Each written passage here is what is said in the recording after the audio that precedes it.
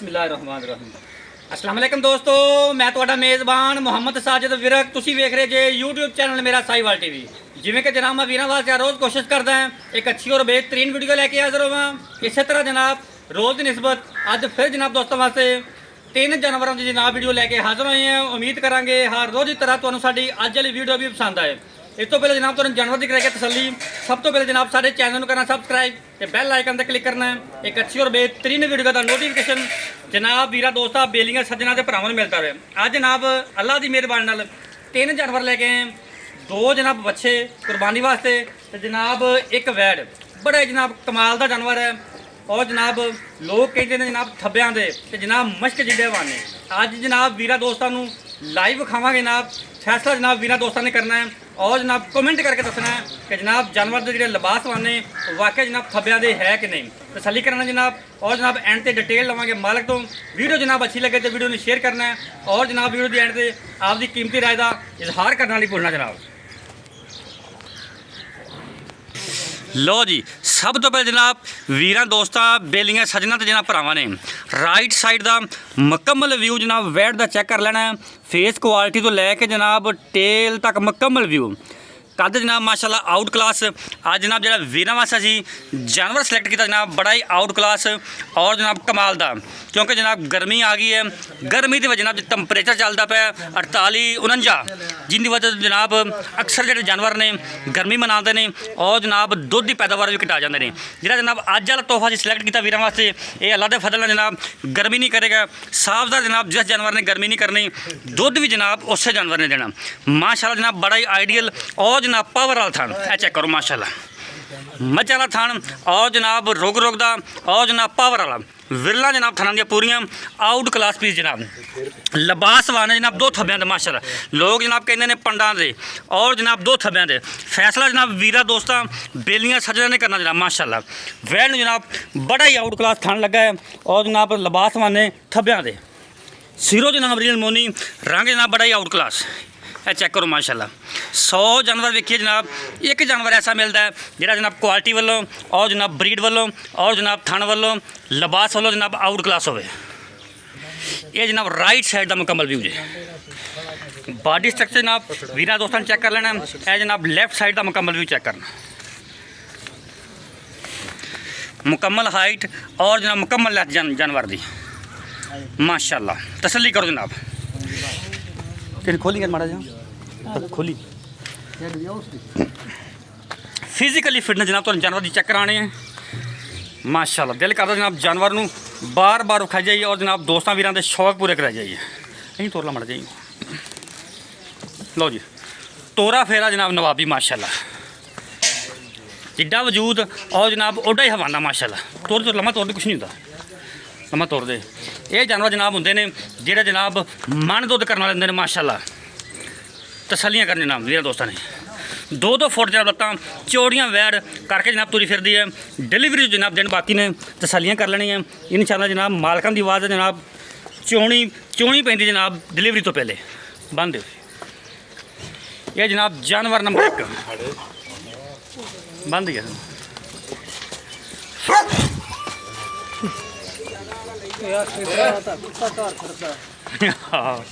माशाल्लाह ए तसली करो जनाब खूबसूरत लिबास वाले दी मालिक सफ़र किया जनाब वीर वास्ते जनाब जानवर लभ्या। माशाल्लाह जिन्ना जनाब वजूद उन्ना जनाब लिबास वाला लैके फिरदी बैठ।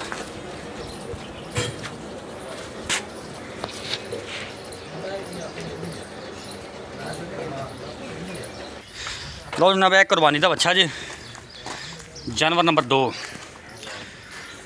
फुल जनाब वड्डे कद दा। माशाल्लाह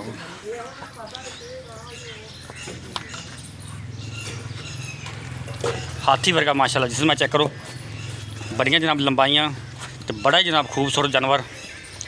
माशाल्लाह कैमरे जनाब पूरा नहीं आता पाया इन्नी लेंथ और जनाब इन्नी हाइट है जानवर की। लिया बंद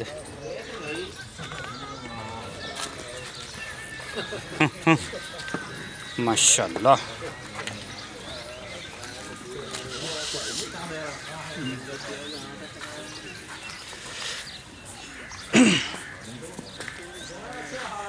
दोवें खाने वो भी खोल दी लो जी जानवर नंबर 3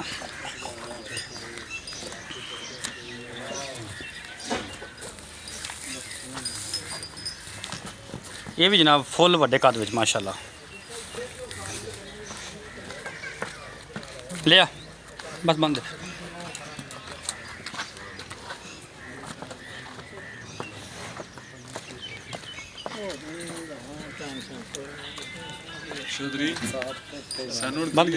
बस आप चाहने एक मिनट बस इकट्ठे ही जाना आप।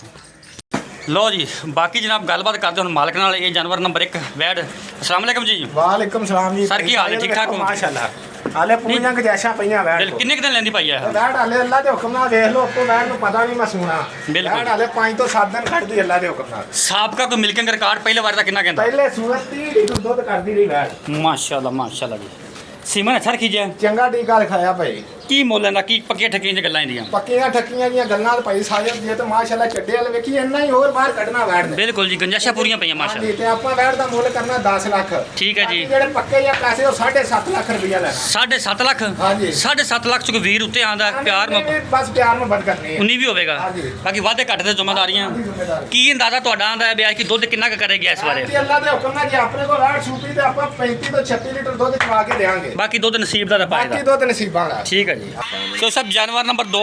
ਅੱਛਾ ਮੂੰਹ ਕਿਵੇਂ ਹਾਂ? ਮੂੰਹ ਤੇ ਭਾਈ ਸਾਜਦ ਚੌਗਾ ਹੈ। ਮੂੰਹ ਚ ਚੌਗਾ। ਅੰਦਾਜ਼ਾ ਵਜ਼ਨ ਇਹਦਾ ਕਿੰਨਾ ਕੁ ਹੋਣਾ ਕਿ 9-10 ਮਣ ਹੋਵੇਗਾ? ਅੱਲਾ ਦੇ ਹੁਕਮ ਨਾਲ 10 ਤੋਂ 11 ਮਨ ਹੋਏਗਾ। 10-11 ਮਣ ਪੱਕਾ ਹੋਵੇਗਾ। ਹਾਂਜੀ ਪੱਕਾ ਅੱਲਾ ਦੇ ਹੁਕਮ ਨਾਲ ਵੇਖ ਲਓ ਮੇਰੇ ਕੱਦ ਤੇ ਸਿਰ ਜਿੰਨਾ ਉੱਚਾ ਬੱਚਾ। ਬਿਲਕੁਲ ਕੋਈ ਸ਼ੱਕ ਨਹੀਂ। ਹਾਂਜੀ। ਅੱਛਾ ਕੀ ਗੱਲਬਾਤ ਇਹਦੀ ਪੱਕੀ ਠੱਕੀ ਜੀ? ਇਹਦੇ ਪੱਕੇ ਜਾਂ ਪੈਸੇ ਜੇ ਤੇ ਮੰਡੀਆਂ 'ਚ ਬੱਚਾ ਖਲੋਤਾ ਹੋਵੇ ਤੇ 8-9 ਲੱਖ ਰੁਪਈਆ ਮੰਗਣ। ਠੀਕ ਹੋ ਗਿਆ। ਆਪਾਂ ਪੱਕੇ ਜਾਂ ਪੈਸੇ ਜਿਹੜੇ 6.5 ਲੱਖ ਰੁਪਈਆ ਲੈਣਾ। 6.5 ਲੱਖ? ਹਾਂਜੀ 6.5 ਲੱਖ।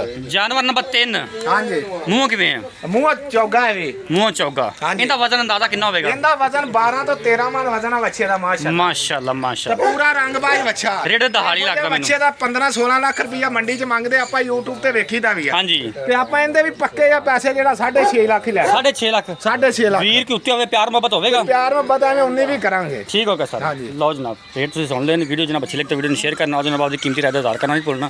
3000 जनाब तिन्ने कमाल दे।